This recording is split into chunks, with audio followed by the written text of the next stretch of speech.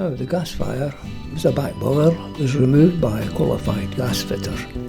It's a good idea to sketch some sizes to suit the size of the room, etc.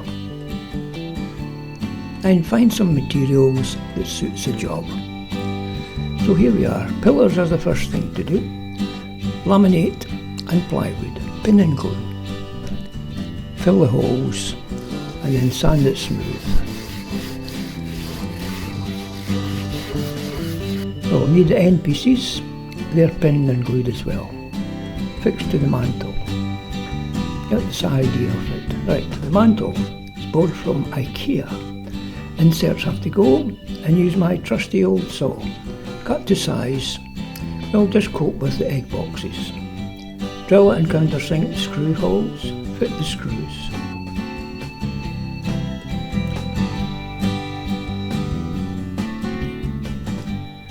It's beginning to take shape.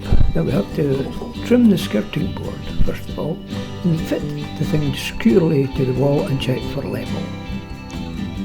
Now the fire is plywood, hardboard and plastic. There we go. Now for a warm glow, paint the plastic red and trial fit it. Now we're going to use LED lighting to get the atmospheric close-up view of the LEDs.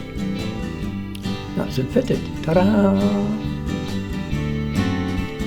Now the back plate is required and it's quarter-inch plywood, and then we have to reinforce it a bit at the back